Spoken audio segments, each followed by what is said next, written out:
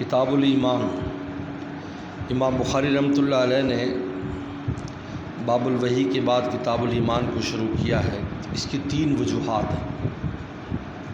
پہلی وجہ یہ ہے کہ اصل مقصود ہی کتاب الایمان ہے، باب الوحی بطور مقدمے کے ہے، تاکہ وحی کی عظمت اور اس کا استناد اور اعتماد کا ہمیں پتہ چل جائے، تاکہ ایمانیات میں ہم اس چیز کو لیں جو وحی جس کی تائید کرتی ہے۔ جب عقائد میں جو وحی الہی کے ذریعے جو چیزیں آتی وہی عقیدہ بنتا ہے۔ اور دوسری وجہ کتاب الایمان کی جو ہے کہ اول خیر نزل من السماء والوحی، سب سے پہلی جو خیر آسمان چاہیے وہ وحی الہی ہے۔ انسان کے لیے سب سے پہلی خیر جو نازل ہوئی وہ وحی الہی ہے۔ حضرت آدم السلام آئے اور اللہ کی وحی آئی، اللہ سے وہ کلمات سیکھے، ربنا ظلمنا انفسنا۔ اور جب اللہ کی وحی آ جاتی تو سب سے پہلے بندہ جس بات کا مکلف ہے وہ ایمان ہوتا ہے۔ جب بھی کسی نبی پر وحی آئی، اب لوگوں پر ایمان فرض ہو گیا لانا، اب ایمان نہیں لائیں گے مارے جائیں گے۔ تو لہٰذا وحی کے بعد ایمان کو ذکر کیا ہے۔ وحی پہلے آتی ہے اور اللہ نبی بناتے ہیں، وحی آتی ہے اس پر، پھر اس پر ایمان لانا فرض ہو جاتا ہے۔ اور تیسری چیز، چونکہ پیچھے ہرقل کی روایت آئی ہے اور ہرقل بظاہر بالکل ایمان کے قریب پہنچ گیا، اس نے اقرار بھی کیا، سب کچھ کیا، جیسے آگے اور تفصیل آئے گی، پھر بھی وہ مومن نہیں ہے۔ تو امام بخاری تفصیلات لا رہے ہیں کہ مومن بننے کے لیے کیا کچھ چاہیے، اس لیے کتاب الایمان امام بخاری نے باندھا ہے۔ کتاب الایمان آج کل کے اعتبار سے اس فتنے کے زمانے میں اس باب کو غور سے پڑھنا اور سمجھنے کی بہت ضرورت ہے، کیونکہ اس وقت عقائد پر حملہ ہے۔ یہ جو زمانہ چل رہا ہے، پہلے بدعملی تھی، اب بے ایمانی، اس لیے کتاب الایمان کو بہت احتیاط سے اور توجہ سے پڑھنے کی ضرورت ہے۔ میری ہمیشہ عادت ہے کہ میں اس کو موجودہ زمانے کے سامنے رکھ کر اس پر بات کرتا ہوں، تاکہ ہم فتنوں سے بچ سکیں، لوگوں کو بھی بچا سکیں۔ ایمان لغت میں امین یامن امن باب سمیہ سے بے خوف ہونا، امن کا معنی ہے بے خوف۔ جب کسی کو خوف نہ ہو تو وہ امن ہے، یہ ضدین ہے۔ جب خوف نہیں ہوگا تو امن ہوگا۔ لہذا امن کو سمجھانے کے لیے خوف کو سمجھنا، خوف سب جانتے ہیں، جب خوف ختم ہو جاتا ہے تو امن آ جاتا ہے۔ وَلَيُبَدِّلَنَّهُم مِّن بَعْدِ خَوْفِهِمْ أَمْنًا، ہم نے ان کے خوف کو امن سے تبدیل کر دیا۔ دیکھو تب اس میں آ گیا۔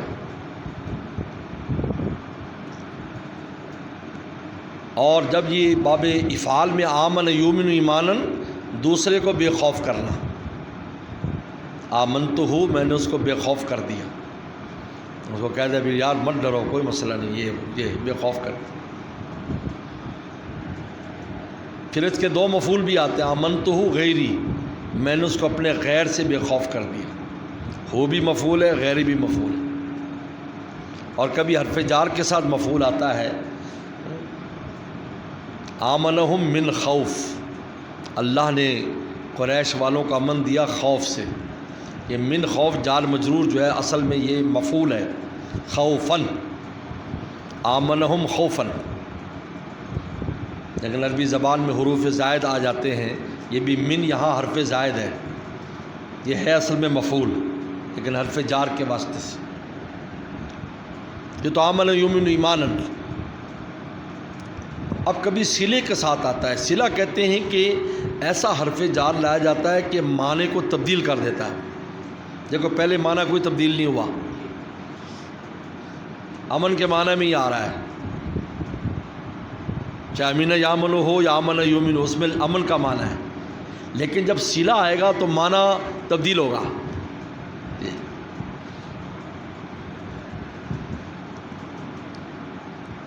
اب صلے میں با زیادہ استعمال ہوتا ہے، یؤمنون بالغیب، با آ گیا، یؤمنون بالغیب، با آ گیا صلہ، اس کا معنی تصدیق ہے۔ کیا معنی ہے؟ یا تصدیق، امن کا معنی اس میں تصدیق، عمل کا معنی نہیں، تصدیق کا معنی ہے۔ کیا معنی ہے؟ تصدیق کا معنی۔ آمنت باللہ، میں تصدیق کرتا ہوں اللہ تعالیٰ کی۔ آمن رسول بما انزل الیہ من ربہ والمؤمنون، یہ با، کیونکہ جہاں بھی قرآن میں کثرت سے با آیا ہے وہ کس کے معنی میں ہے؟ تصدیق کے۔ یؤمنون بالغیب کا مطلب کیا ہے؟ تصدیق کرتے ہیں اللہ تعالیٰ کی، غیب کی تصدیق کرتے ہیں۔ یقیمون الصلاۃ، اب صلہ آنے سے معنی تبدیل ہو گیا، لہٰذا یہ فرق ہے حرف جار آنا اور صلے کے طور پر حرف جار کا آنا، دونوں میں فرق ہمیشہ یاد رکھو۔ وہاں بھی حرف جار ہوا آمنتو، آمنہم من خوف، لیکن وہاں صلہ نہیں ہے، یہ حرف جار ہے، حرف زائد ہے، لہذا وہاں عمل کا معنی ہی رہا، لیکن جب با صلے کے طور پر آیا تو معنی تبدیل ہو گیا۔ یہ بس ایک ہی لفظ ہے، اس کے معنی صلے سے بدل جاتے ہیں، جیسے صبر کا لفظ ہے، صبر علی الطاعت، اس کا معنی ہے اطاعت پر جم جانا، صبر علی المعصیہ، گناہ سے رک جانا، صبر فی الشدائد، مصیبت میں صبر کرنا۔ دیکھو یہ صلہ بدلتا گیا، معنی تبدیل ہو گیا۔ تو با زیادہ استعمال ہوتا ہے۔ اچھا کبھی لام بھی صلہ آتا ہے، انؤمن لبشرین مثلنا، لام آ گیا، نؤمن لبشرین مثلنا، ما انت بمؤمن لنا، یوسف صاحب بھائیوں نے کہا تھا ما انت مومن، وہاں معنی ہے اعتماد، اعتبار، کہ آپ ہم پر، ابا ہم پر آپ اعتبار نہیں کریں گے، منقاد نہیں ہوں گے، ہماری بات نہیں مانیں گے آپ، انقیاد کے معنی میں مانتا بمؤمن لنا، آپ ہماری بات نہیں مانیں گے۔ انؤمن لبشرین مثلنا، ہم تابع ہو جائیں اپنے جیسے دو انسانوں کے، موسیٰ السلام، ہارون السلام کے۔ یہ اب کس معنی میں آ رہا ہے؟ انقیاد کے معنی میں آ رہا ہے، اعتبار کے معنی میں۔ اور کبھی صلہ اعلیٰ آتا ہے، لیکن یہ صرف ایک حدیث میں آتا ہے فضائل قرآن میں، ما من نبی الا اوتی مثل ما آمن علیہ البشر، ہر نبی کو ایسی چیز دی گئی جس پر اعتماد کر کے وہ ایمان لائے، یعنی معجزہ، اس ایک حدیث میں، اور کہیں نہیں۔ آپ نے فرمایا مجھے اللہ نے وحی دی ہے، لہٰذا میرا معجزہ قیامت تک رہے گا، میرے ماننے والے بھی زیادہ ہوں۔ یہ تو اس کا لغوی معنی ہے۔ اب ایمان شریعت میں کسے کہتے ہیں؟ هو التصدیق بما علم مجیء الرسول به ضرورتاً اجمالاً فیما علم اجمالاً تفصیلاً فیما علم تفصیلاً۔ ایمان کو سمجھنے کی ضرورت ہے، اچھی طرح سمجھو۔ وہ تصدیق کرنا، مجیء الرسول بھی بما علم، جس کے بارے میں یقین ہو کہ رسول لے کر آیا یہ بات، ضرورتاً وہ چیز ضروریات دین میں سے ہو، اجمالاً فیما علم اجمالاً جس کے بارے میں اجمالی آیا اس کی اجمالی تصدیق کریں، تفصیلاً فیما علم تفصیلاً، اور تفصیلی آیا تو تفصیلی تصدیق کریں۔ اب اس میں الفاظ سمجھو، وہ تصدیق ہو، پہلا نمبر تصدیق ہے۔ تصدیق کسے کہتے ہیں؟ تصدیق کہتے ہیں کہ اپنے اختیار اور مرضی سے صدق کی نسبت خبر دینے والے کی طرف کرنا، جسے کہا جاتا ہے تصدیق، اپنے اختیار اور مرضی سے صدق کی نسبت کی طرف کرنا، مخبر کی طرف کرنا کہ یہ سچ کہہ رہا ہے،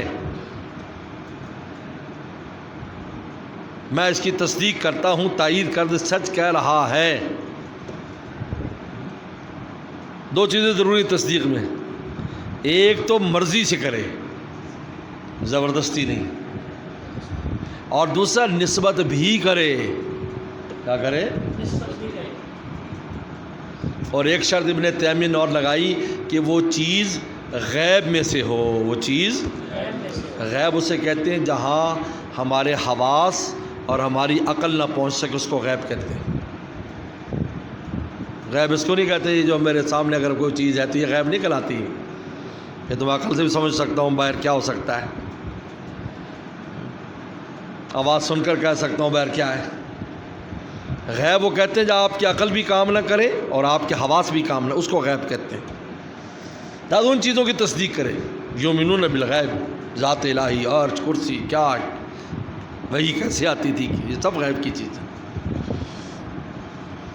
فرشتہ آتا ہے، کیسا آتا تھا، کیا ہے، اور نبی جانتا ہے، مجھے اور آپ کو تصدیق کرنی ہے۔ یہ حواس سے اس کا ادراک نہیں کر سکتا، عقل سے ادراک نہیں کر سکتا۔ تو تصدیق میں تین چیزیں ضروری ہو گئیں۔ ایک تو اپنی مرضی سے نسبت کرے، مرضی ہوا، لہٰذا یہودی جن کے بارے میں آتا ہے یعرفونہ کما یعرفون ابناہم، یہ جانتے تھے رسول اللہ کیسے جب سے اپنے بچوں کو جانتے ہیں، یہ ان کی معرفت اضطراری تھی، اختیاری نہیں تھی۔ یہ ایسے تھا جیسے اچانک کوئی چیز ایسے سامنے آ جائے کہ جس کے بارے میں آپ کو معلومات تو ہو لیکن دیکھی نہ ہو، تو آپ کو یقین کرنا پڑے گا یہ وہی چیز ہے۔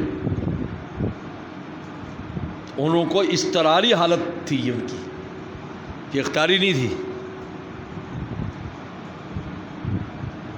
اور نمبر دو، نسبت بھی کرے، نسبت بھی کرے، جاننے کے بعد نسبت بھی کرے کہ ہاں بھائی یہ ٹھیک ہے، سچ کہہ رہا ہے۔ اگر نسبت نہیں کرتا، جس طرح قرآن نے کہا وَاسْتَيْقَنَتْهَا أَنفُسُهُمْ، فرعونیوں کی جیوں نے یقین کر لیا تھا موسیٰ حق ہے، لیکن آگے کیا ہے، پھر پیچھے سے پڑھو، لیکن انہوں نے ان کا انکار کیوں کیا، ظلم و عدوہ، علو اور کبر کی وجہ سے اور ظلم کی وجہ سے انکار کر دیا۔ وجاہدوا بہا، وجاہدوا بہا، انکار کر دیا مسلم۔ واستیقنت انفسہم، جبکہ ان کو جنہوں نے، اب دل میں یقین تو ہے لیکن نسبت نہیں کی، اور غیب سے تعلق رکھتا ہو، غیب سے، لہذا کوئی کہے جی میں تصدیق کرتا ہوں سورج نکلا ہے، اس کو اس ایمانیات کی تصدیق میں کوئی دخل نہیں۔ ہم ایسی تصدیق روزانہ کرتے ہیں، لاؤ بھائی ہاں تم نے یہاں سے پڑھا، چلو ہم تمہاری تصدیق کر رہے ہیں۔ اس تصدیق کا نام ایمان نہیں ہے، اس کا تعلق کس سے ہونا چاہیے، غیب سے۔ تین باتیں بہت اہم ہیں ایمانیات میں، اس کو آج کے سبق میں سب سے اہم بات یہ، تین اجزاء تو یہ سمجھیں، چوتھا بھی آ رہا ہے کہ تصدیق ہو یعنی اپنی مرضی اور اختیار سے کرے۔ نمبر دو، نسبت بھی کرے، ظاہر کرے، اس کو دل میں نہ رکھے۔ اور نمبر تین، اس شے کا تعلق غیب سے ہو۔ اور غیب کی تعریف کیا ہے کہ جہاں حواس اور ادراک اس کو نہ پا سکے۔ اب ایک اور شرط ہے، چوتھی شرط بھی ہے، اس لیے کہ ابو طالب اور ہرقل جو ہیں، ان میں تینوں چیزیں پائی گئیں۔ انہوں نے اپنے اختیار سے نسبت بھی کی کہ اگر میں ہوتا تو آپ کے پاؤں دھوتا، ہرقل کہہ رہا ہے، اور اپنی قوم کو دعوت تابعوا حاضر نبی صلی اللہ علیہ وسلم کی اتباع کرو۔ اس طرح ابو طالب بھی، خواجہ ابو طالب بھی کہتے تھے کہ آپ کا دین خیر البریت دینہ، سب سے اچھا دین آپ کا دین ہے، اور اس کے لیے کتنی تکلیفیں بھی اٹھائیں، لیکن پھر کیوں مسلمان نہیں ہیں؟ تو اس کے لیے ایک چوتھی شرط ہے، اس کو کہا جاتا ہے انقیاد باطنی اور استسلام باطنی۔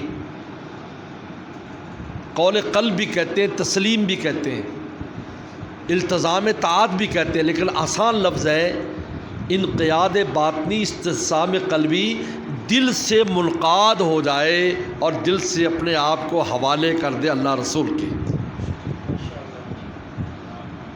پھر چاہے عمل اس کے مطابق نہ ہو، یاد رکھو، چاہے عمل مطابق۔ جیسے ایک بیٹا ہے اپنے باپ کا منقاد اور فرمانبردار، لیکن کبھی کبھی وہی بات نہیں مانتا، نہیں ابا مجھ سے نہیں ہوگا، نہیں میں نہیں کر سکتا، نہیں، یہ اس لیے نہیں کہ اس میں تمرد ہے، سستی ہے، نہیں ابا آپ خود یہ کام کر لیں، مجھ سے نہیں ہوتا، بس میں نے فٹ بال کھیلنے جانا ہے، میرا فلانا ٹائم ہے، تو ہم اس کو نافرمان بیٹا کہیں گے؟ بولو نہیں، کبھی نہیں، کیونکہ دل سے منقاد ہے، عمل نہیں کر سکا۔ یہ بہت باریک بات ہے، انقیاد باطنی ہو اس میں کہ بالکل اللہ رسول کی مان کے بعد، اللہ رسول بس سب کچھ وہی ہے، لیکن پھر نماز نہیں پڑھی جا رہی، سست ہے، پھر گناہ کر رہا ہے، تو ایمان سے خارج نہیں ہوگا، کیونکہ استسلام قلبی ہے۔ بھائی یہی وہ چیز تھی جو ہرقل میں اور ابو طالب میں نہیں تھی۔ اگر ہرقل میں یہ چیز ہوتی تو دو کام نہ کرتا، ایک تو اپنا قول نہ کہتا کہ لولا المخافت مخافت الروم علی نفسی، اگر ان رومیوں کا اپنی جان پر مجھے خوف نہ ہوتا لاتبعتہ، تو میں نبی کریم سے اتباع کرتا۔ یہ دلیل ہے، لولا دلیل اس بات کی کہ انہیں اندر سے منقاد نہیں ہوا۔ اور دوسرا پھر تبوک کے اندر فوجیں لے کر آیا اور غزوہ موتا میں صحابہ کرام کو شہید کیا اس نے۔ اگر وہ منقاد ہوتا تو یہ عمل کرتا؟ چاہے زبان سے نہ کہتا، کوئی نہیں۔ نجاشی نے اور فرعون کے جو پارلیمنٹ کے آدمی نے نا، رجل مومن من آل فرعون قال رجل مومن من آل فرعون یکتم ایمانہ، لیکن اندر سے منقاد تھا موسیٰ علیہ السلام کا، اوپر سے اقرار نہیں کرتا تھا۔ ایمان میں کتمان کیا اس نے، کوئی بات نہیں، لیکن دل سے منقاد۔ نجاشی دل سے منقاد تھا، اگرچہ وہ اعلان نہیں کرتا تھا، چھپ کے نماز پڑھتا تھا، یعنی انقیاد باطنی تھا اس میں، استسلام قلبی۔ یہ بہت اہم نقطہ ہے، ان میں نہیں تھا۔ اس لیے ابو طالب نے بھی کہا لولا المصبہ، کہ اگر مجھے لولا المصبۃ و ہزار و ملامت لوجدتنی سمحا بذاک مبینہ، اگر لوگوں کی ملامت اور گالیوں کا خوف نہ ہوتا اے اللہ کے نبی، میں یہ کلمہ ضرور پڑھ لیتا۔ اور مسلم شریف کی حدیث ہے کہ میں اگر کلمہ پڑھوں گا تو لوگ کہیں گے کہ موت کے خوف کی وجہ سے کلمہ پڑھا ہے، لہذا علی ملت عبد المطلب کہہ کر وہ مرے۔ اب بتاؤ، یہ انقیاد باطنی نہیں تھا نا؟ ورنہ خاموشی سے کر لیتے، ایسے ہی چلے جاتے، تصریح کرنے کی ضرورت ہی نہیں تھی۔ تو اب ہمیں بالکل شیشہ ہو گیا ایمان کے بارے میں، کہ تصدیق چاہیے اور تصدیق اختیاری چاہیے۔ تصدیق کہتی ہے اختیاری نسبت کو، اور نسبت بھی کرے، اس کا اظہار کرے، اور اس کا تعلق غیب کے ساتھ ہو، اور انقیاد باطنی پایا جائے۔ جیسے کسی مسلمان سے کہو گے ہاں بھائی تو نماز تو تم اللہ رسول کا منکر ہے، وہ کہے گا میں منکر نہیں، توبہ یار سستی ہے بس میری، یہ ہے وہ۔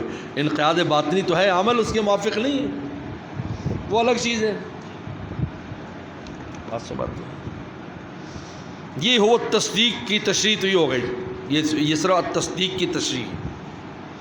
بما علم مجیء الرسول بھی، جن کے بارے یقین ہو، علما، علم کہتے ہیں یقینیات، یقینیات سے ہو، قطعی دلائل سے ثابت ہو، قطعی دلائل سے۔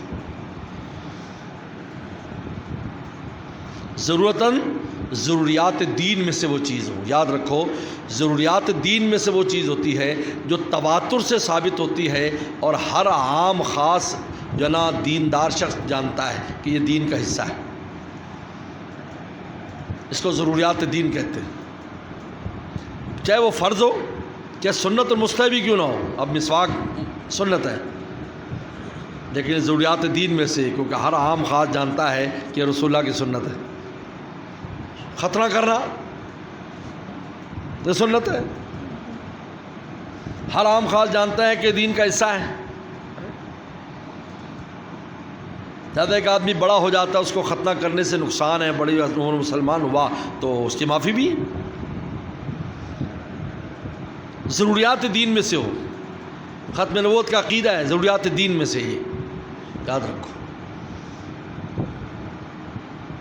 لہذا ضروریات دین اس چیز کہتے جو تواتر سے ثابت ہو، اور ہر عام خاص جانتا ہو دین کا حصہ ہے، خواہ فرض ہو، واجب ہو، سنت ہو، مستحب ہو، یہ ضروری نہیں کہ صرف فرض ہی ہو۔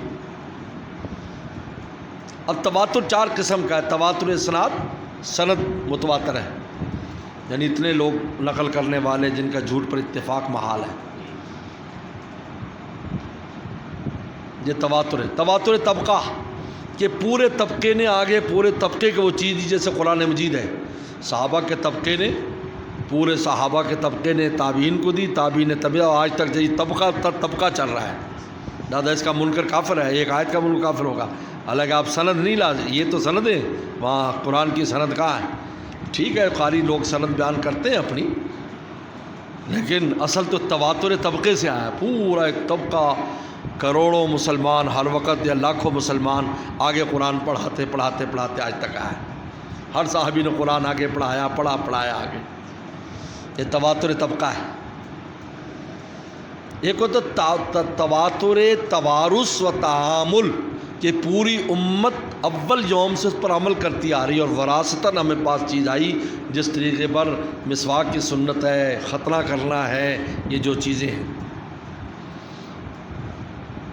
اور چوتھا تواتر قدر مشترک، کہ حدیثیں تو الگ الگ ہیں لیکن ایک مشترک بات ان سب سے ثابت ہوتی ہے، جیسے رسول اللہ کے معجزات ہیں، 300 سے زیادہ روایات اور موضوعوں کا ذکر ہے، ان سب میں یہ پتہ چلتا ہے کہ خرق عادت چیز آپ پر ظاہر ہوا کرتی تھی، اگرچہ وہ حدیث خود جو ہے وہ خبر واحد ہے، لیکن وہ ساری مل کر حدیثیں ایک بات سمجھ میں آئی کہ آپ کے ہاتھ پر معجزات ظاہر ہوتے تھے، لہذا معجزے کا منکر کافر ہے۔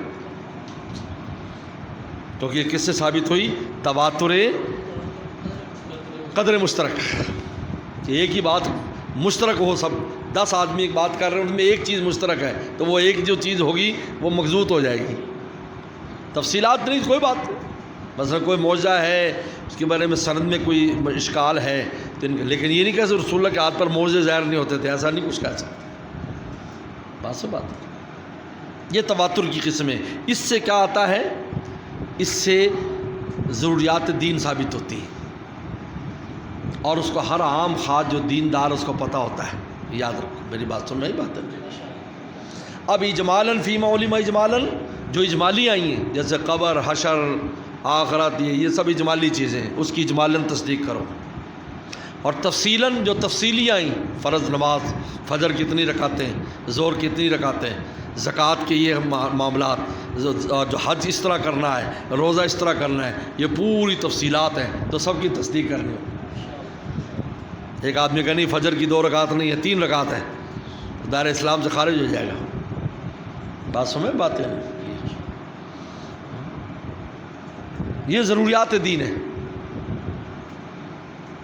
لہذا اجتماعی طور پر صحابہ کرام کا اگر کوئی انکار کرتا ہے تو دائرہ اسلام سے خارج ہے، کیونکہ صحابہ کرام کے عموم کو قرآن مجید نے نصوص کے اندر ان کی تعریف فرمائی۔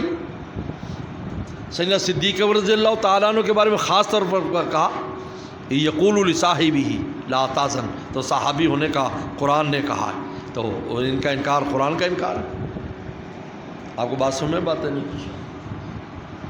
یہ اب آپ کے سامنے ہوا تصدیق ہو، اس کو یاد کرنے والا ہے، آپ کو بہت تنبیہ کر رہا ہوں، عملی زندگی اترو گے پھر سب باتیں یاد آئیں۔ ہوا تصدیق بما علم مجیء الرسول به ضرورتاً اجمالاً فیما علم اجمالاً تفصیلاً فیما علم تفصیل، کیا ایک سطر کی چیز ہے، آپ کو آنا چاہیے ایمان کسے کہا جاتا ہے۔ اب سب اشکالات دھل گئے، سب معاملات واضح ہو گئے، ایمان کس کو کہا جاتا ہے۔ اب اس ایمان کے اقرار کرنا، کلمہ پڑھنا، اشہدو ان لا الہ الا اللہ وان محمد رسول اللہ، اس کی کیا حیثیت ہے؟ اگر ایک آدمی مجبور ہے، اخرس ہے، گونگا ہے، یا بیماری کی وجہ سے پڑھ نہیں سکتا، تو ساکت ہو جاتا ہے کلمہ سے، اس کے دل میں ہونا کافی ہے، دل میں مسلمان تھی، زیادہ گونگے آج کل انگلیوں سے بھی اپنا ایمان بتا دیتے، پوری تقریر سنا دیتے، یہ ساکت ہو جاتا ہے۔ اقرار باللسان اس کو کہتے ہیں۔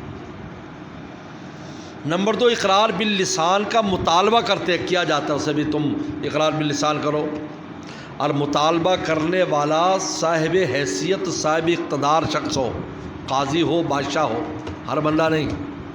کلمہ سناؤ جی، کلمہ سناؤ، تو کافر ہو گیا، استغفر اللہ۔ قاضی پوچھتا ہے بتاؤ بھائی، جیسے آج کل ہوتا ہے کہ اس میں ایم این ایم پی اے یا بی ڈی ممبر کے لیے جاتے ہیں تو کہتے ہیں بھی کلمہ سناؤ۔ اب اگر وہ انکار کرے گا قاضی کے سامنے یا بادشاہ کے سامنے، حاکم کے سامنے، کہ نہیں میں نہیں سناتا، میں نہیں پڑھتا، تو کافر ہو جائے گا وہ۔ لیکن عام آدمی کے نہیں ہے، میں اور آپ پوچھو گا کہ میں نہیں سناتا، تو ایسا نہیں، کافر نہیں ہوتا۔ حاکم صاحب اختیار پوچھے، کیونکہ اس کو پوچھنا ہوتا ہے، کوئی معاملات بھی نکاح کرنا ہے، ہاں جی پہلے کلمہ سناؤ بھائی، ایسی جگہ پر ہے جہاں پر لوگ ملے جو لوگ پوچھتے لیتا ہے۔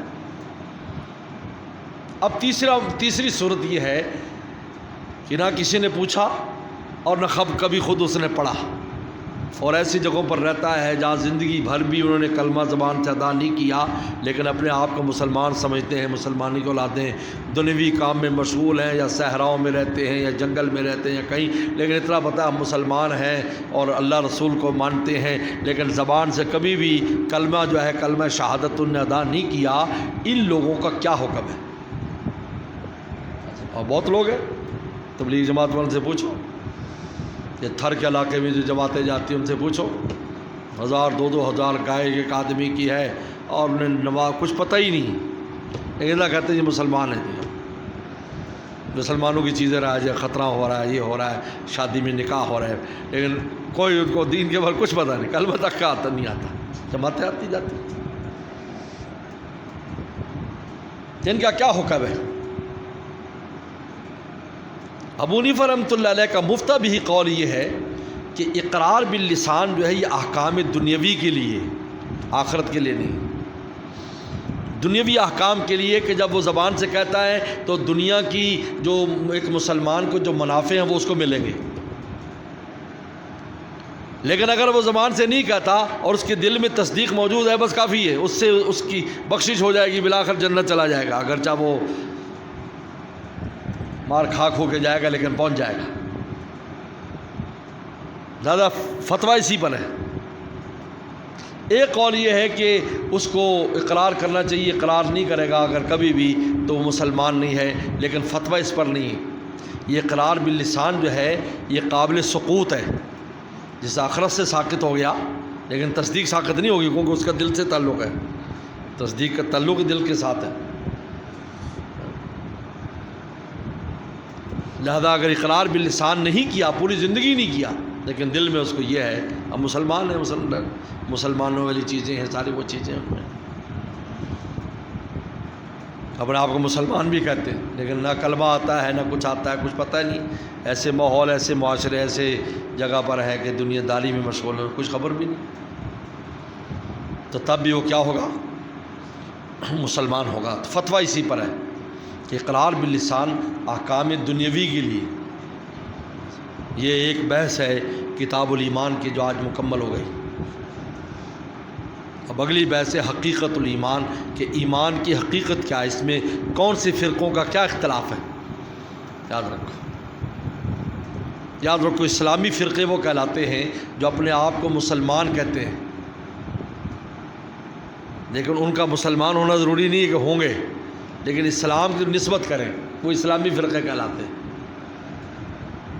چاہے فتوے کے اعتبار سے وہ دائرہ اسلام سے خارج ہوں، لیکن اپنے آپ کی نسبت اسلام کی طرف کریں کہ آپ مسلمانوں میں سے ہیں، تو اسلامی فرقہ کہلاتا ہے۔ فرقوں کی یہ تفصیل ہوتی ہے دراصل، جو اپنے آپ کو ہندوؤں کی طرف منسوب کرے، چاہے ہندو ان کو اپنا نہ مانتے ہوں، وہ ہندوؤں کا فرقہ کہلائے گا۔ اپنے آپ کو عیسائیوں کی طرف منسوب کرے، چاہے عیسائی کہتے ہوں ہم میں سے نہیں ہیں، لیکن وہ عیسائیوں کا فرقہ کہلائے گا۔ تو اسلامی فرقے وہ کہلاتے ہیں جو اپنے آپ کو اسلام کی طرف منسوب کرتے ہیں۔ اس لیے تقابل ادیان پر بھی مطالعہ کرنا چاہیے، تقابل ادیان، جو تقابلی مطالعہ کم از کم ویسے ہی گزر جانا چاہیے۔ آج کل بڑی اچھی اچھی کتابیں آئی ہوئی ہیں، اردو میں بھی آئی ہیں، اسلام میں کون کون فرقے، اور اس میں آگے ہندوؤں میں کون سے، عیسائیوں میں کون سے، یہودیوں میں کون سے، فارسیوں میں کون سے۔ لیکن اس میں دو کتابیں بڑی معروف ہیں، علامہ ابن حزم کی ہے اور دوسری علامہ عبد الکریم شاہرستانی، الملل والنحل۔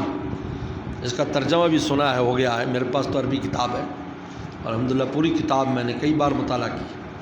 الملل والنحل، ایم اے کے نصاب میں بھی یہ ہے، ایم اے جو ہے ایم اے اسلامیات کے نصاب کا حصہ ہے بابلپور یونیورسٹی، تو اس میں بھی میں نے مطالعہ کیا تھا، پہلے بھی میرے ویسے ہی مطالعے میں تھی۔ یہ الملل والنحل بہت بہترین کتاب ہے، لیکن اور بھی تقابل ادیان کے لفظ سے یہ ہے۔ تو اسلامی فرقہ وہ کہلاتا ہے جو اپنے آپ کو کدھر منسوب کرتا ہے؟ اسلام کی طرف۔ اب ان میں اختلاف ہے کہ بھئی ایمان کی حقیقت کیا ہے ان کے نزدیک، ہمارے ہاں کیا ہے اہل سنت والجماعت کے ہاں، اور ان فرقوں کے ہاں اسلام کی حقیقت کیا ہے، انشاءاللہ بعد میں بحث ہوگی۔